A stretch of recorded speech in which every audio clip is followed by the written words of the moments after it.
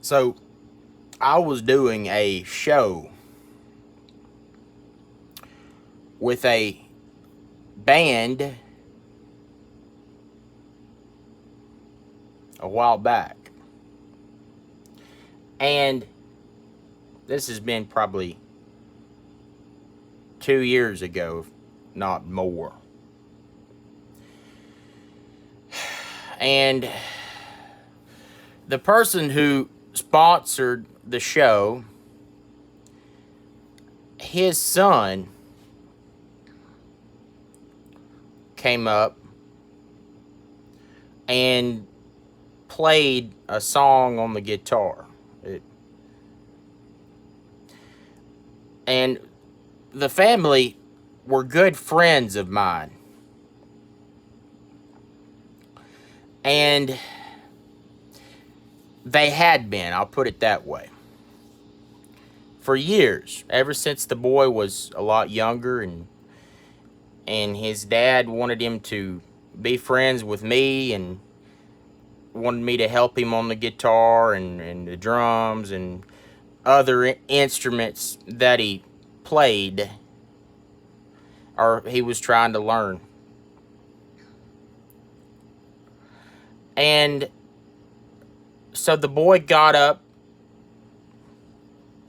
and played. And then we went on, the band that I was playing with. This has been a while back. And we played. And the audience loved us. You know, and when I first got there, this man who had sponsored the show, who was over it, who had got us there, he was very friendly to me, just as friendly as he had always been to me.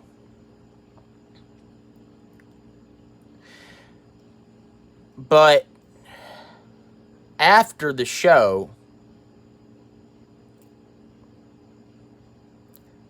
his demeanor completely changed towards me.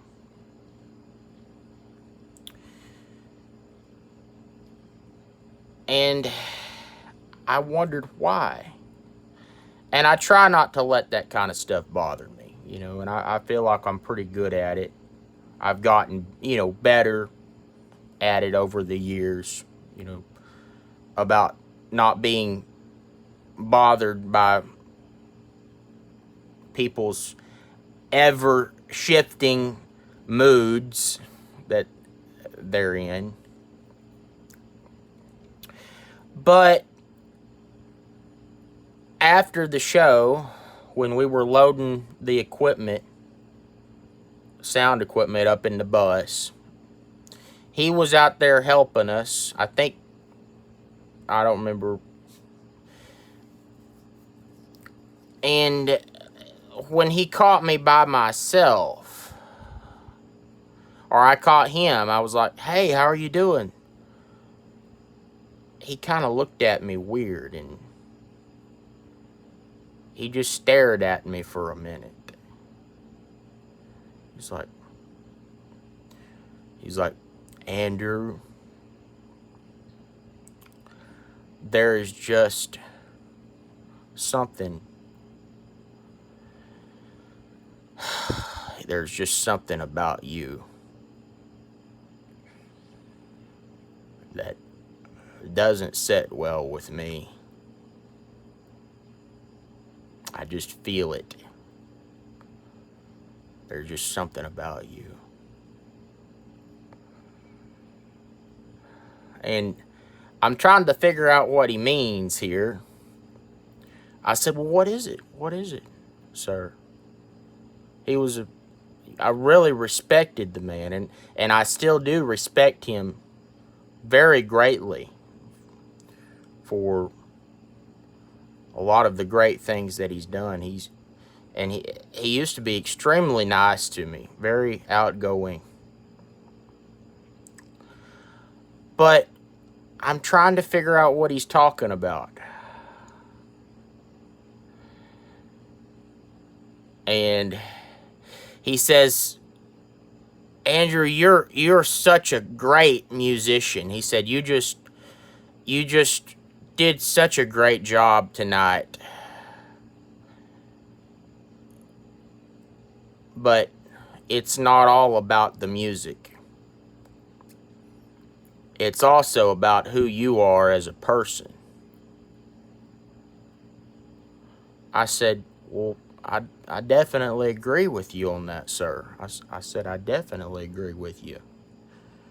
I said, what's the problem? He said, well, I feel that just something's just off about you. And I'm trying to figure out what he means, I said, well, tell me what it is. I said, tell me what it is. What's wrong with me? And he said, well, I can't explain it.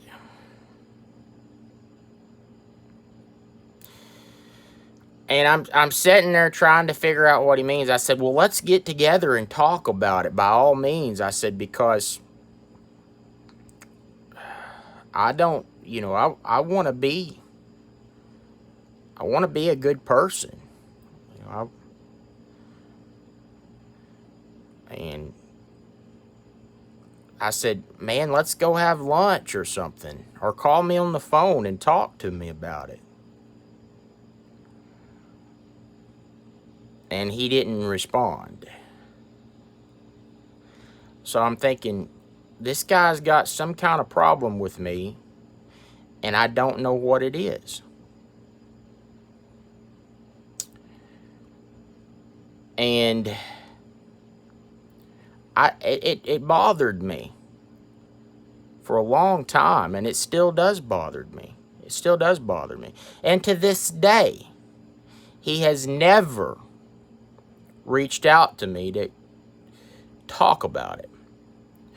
And every time that I've seen him at social events, he tries to avoid me. I haven't heard a word out of him since then. And I have, it's ate at me. I've tried not to let it, but stuff like that bothers you. When you have,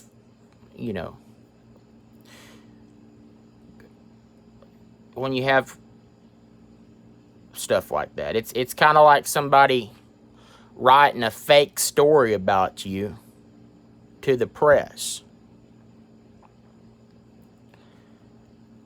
And I'm not even calling it fake. I mean, to this day, I don't know what the problem is with this gentleman. But I got to thinking about it, and I think I might have possibly gotten closer to understanding the situation. His son played up there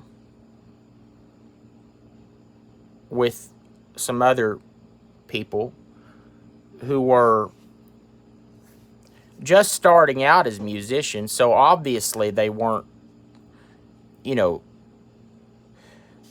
virtuosos, but I thought they did great, especially considering that they were just first starting out on the instruments, just some young kids up there, and the audience loved them, and I enjoyed them. I mean, they weren't great, but it's not all about being the best. It's about putting forth the effort, and anybody who puts forth effort, I greatly respect that. Greatly respect that. But I got to thinking, it could be that he had never seen me play with that band who I was with that night before. And I don't think he even knew I played with that band when he booked us at that venue. I don't think he knew that. But I did what was expected of me with the band, which they wouldn't have me in the band if I didn't. I mean, they'd fire me. You know, that's the way it is. You know, you either you better do it or you're going to get fired. You know, so I had to put my best foot forward, do the best I could. Which, playing with a band of that caliber, I had to do a good job. Now, I always feel like I don't do a good job when I play. I always feel like, you know, I always feel like I could have done better. But I do the best I can, and that's all I can do. And it's a good band that I was playing with at that time. It's a great band. We haven't played in a while, but hopefully we will here pretty soon. But, and for privacy reasons, I'm not going to say any specific names here. I'm not telling you this story to run anybody down. I'm not trying to passively aggress at anybody here. You know, me and this gentleman, I hope we can come to some kind of understanding. If you know who you are, please call me and let's talk, please. Because I don't want to be crossways with you. Of course, I'm not going to lose any sleep over it. I will, but I shouldn't. But I got to thinking, his kid in that group that he played with didn't do as good as we did, which he shouldn't have. They weren't professionals. You know, they weren't, obviously. I mean, nobody expected them to when you're just first starting out on an instrument. I thought they did great, considering that, you know, but we were the main attraction, and so the audience went wild with us, but didn't go wild with them as much. But that's fine. You know, that's just what was expected. I think they should have gone more wild for them because they were a new band and they did great, you know. But you've got to see this from a parent's perspective. And so I think there was probably some envy involved, which there should not have been. But that's how people are. And when people get envious of you, you are in a position of vulnerability. I don't like it, but that's the way human nature operates. And so why am I telling you this? Well, I'm using one story out of, you know, countless stories I could use as an example of how human nature operates. And I know you've got stories too. And we all do. You know, you live and learn, you see things, you see how people operate. But people will try to step up on you a lot of times when they're weak. And we all get weak at times. But the more I've thought about that situation, the more I've thought, okay, so what he was doing, I know now he was setting himself up to feel justified when he talks bad about me behind my back. And he is setting himself up to feel righteous in himself about talking about me behind my back, is what he was doing by telling me that. So, do I respect the man? Yes, I do. Do I respect that? I would respect it if he would follow up on what he accused me of, which I don't even know what it is, and would explain it to me and tell me what was on his mind. Instead of being vague and unspecific. So what I know he was doing is he was setting himself up to talk about me behind my back. And when people talk about you behind your back, does that not bother you? Well, somebody who will talk about you behind your back is weak. And I'm not saying they're a weak person all the way around, but they're in a spot of weakness. Okay? And that bothers you. But what I'm trying to tell you here is don't let it bother you. Because just the fact that you got up this morning and you're living your life is an accomplishment in and of itself, and you should be proud of yourself for that. Okay? If you give it 100% every day, that's all you can do. And when somebody talks bad about you behind your back, what does that really tell you psychologically?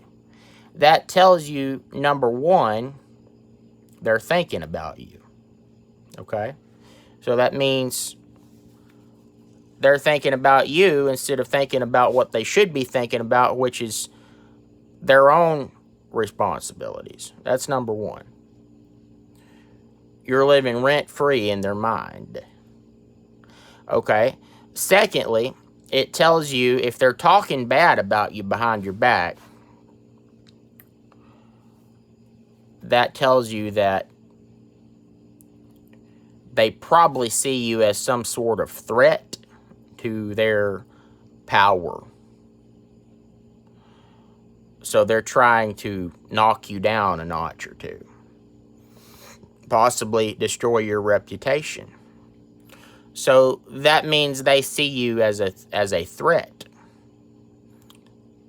which they're afraid of you in some way, which is another word for respect you. So really they respect you, and they're probably envious of you. Now,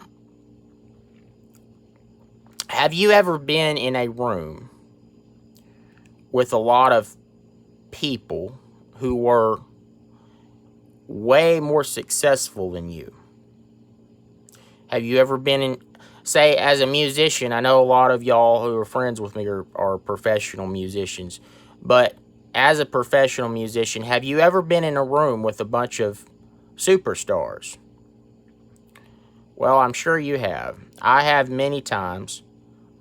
And one thing that I have observed is that they never have anything weird or negative to say to you if they're way more successful and important and well-known and famous than you are. They never have anything bad to say to you. Unless, of course, it's some sort of advice that you ask for, which they usually don't give too freely anyway. Usually what they'll do is they'll brag on you. People who are better than you almost always brag on you. But if somebody is trying to run you down, that means that they see themselves as threatened by you. Now, if you're in a room with a bunch of very important people and you don't show respect to them, and you try to step up on them, then that's when you can get in trouble. You know, you try to outshine them. That's a big no-no. But I'm talking about if you really are trying to do the best that you can and treat people right, and you're in a room with people who are more successful than you, they will always be nice to you. You know, if you respect them. So here's what I want to tell you. If you go and you do the absolute best you can and you try the best you can, and somebody has something negative to say to you after that, don't worry about it. Because you did the best you can do, and that's all you can do. And this gentleman, he says there's something off about me. I've got some kind of problem. I do have problems, okay? And I probably have a lot more than he even knows about. Everybody's got problems, and I'm no exception. And I'm not trying to sound any kind of self-righteous here, and I'm not trying to use that as an excuse to say I shouldn't try every day to do my best. No, I should, and I don't try enough. I'm guilty of that. You know, I don't. But if you try to be the best person you can be, and you genuinely try to be a genuinely good person, best you know how, you try to treat other people right, everything that you do, you give it 100%. Not trying to compare yourselves to other people, not trying to step up on nobody, not feeling prideful that you think you're better than somebody else. Maybe you are better than somebody else in some way, but my friend, it is not about that. It's not about you being better than somebody else. It's about you doing the best that you can do.